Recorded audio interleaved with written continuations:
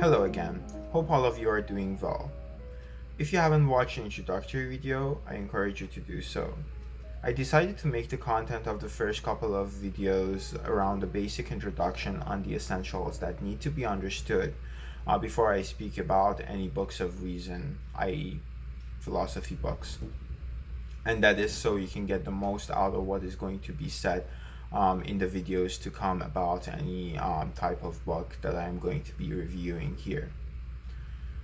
After finishing my first video, I decided to write a very basic review on the book Nausea by Jean-Paul Sartre. But the more I wrote, the more I realized how fundamental it is to know some things on the analytics of some of the concepts. I mean, I'm happy to film myself talking endlessly on everything philosophy, but such topics are very delicate and require your understanding fully. And if you are new to these kind of topics, well, you're not going to understand much. And since this major is based on understanding and reasoning, you have to know these basic building blocks at least. I think it would be best if we discuss the concept of metaphysics as our first concept. Now, just take a moment, pause the video, whatever you need to do to just think of the potential definition of this word. Done? Okay. I heard so many people misunderstanding this word, the definition of this word, for something that is above your physics, namely your soul. Although this definition and description of metaphysics is true, but it's not everything that this word stands for. Let me read you the definition that is preferred by philosophers and by dictionary, and in order for you to get more context on this concept. Let me read it to you. Quote, "The branch of philosophy that deals with the first principles of things, including abstract concepts such as being, knowing, substance, cause, identity, time, and space." As you heard in this definition, you can see that it's not only soul that this metaphysics of ours is standing for, and it can be applied to a variety of subjects. And I think it's best if we finished our talk about metaphysics, because I just wanted you to have the right mindset when you hear this word in any of my videos, which is probably many. And I just wanted you to not think only about your soul, the entity that is foreign within you, but about all these other subjects like identity, time, substance, what have you. Before moving on to the next concept, let me start it off with asking you this question. What is reality? Or let me put it this way. Do you think that your thoughts about what surrounds you, your best and absolute version of those things? Well, that's when our next concept, appearances, comes into play.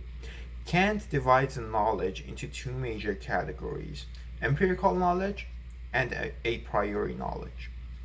He goes on to define empirical knowledge as a type of knowledge that is acquired based on your senses, meaning that it is dependent for your senses to be present at the time of making an observation for you to reach to the knowledge of the thing that is being observed.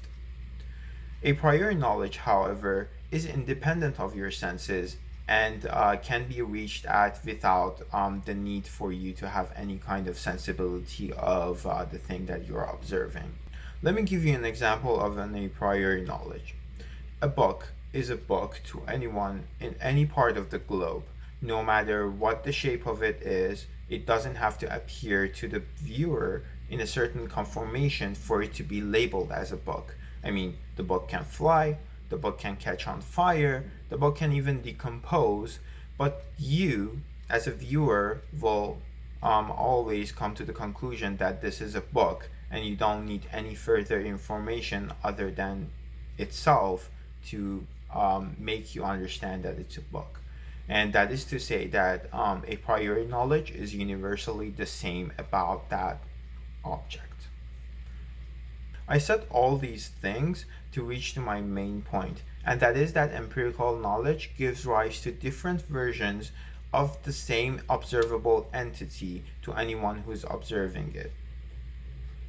Rene Descartes denotes that we are prone to err in what affects us.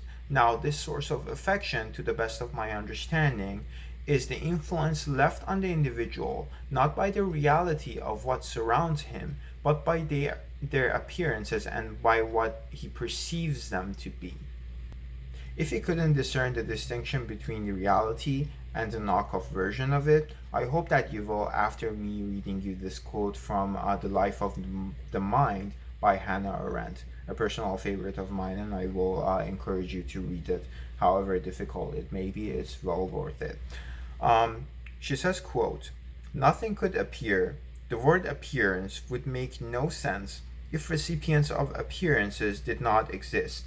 Living creatures able to acknowledge, recognize, and react to what is not merely there, but appears to them and is meant for their perception."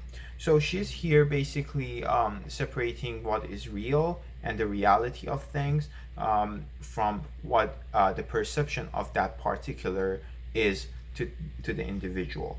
She's taking us, living creatures, we who can think, therefore we are, as the recipients of these appearances, and she is separating reality of a thing from our perception of that thing. And that is to say that basically reality is posing as the internal and the core of particulars surrounding us, and the world of appearance is basically how we see the world around us. I think this is the best place for me to end the video for this week, and I hope you guys stay well and stay tuned for my next video. I think after next video I will get to my main mission for this channel, which is reviewing books and stuff.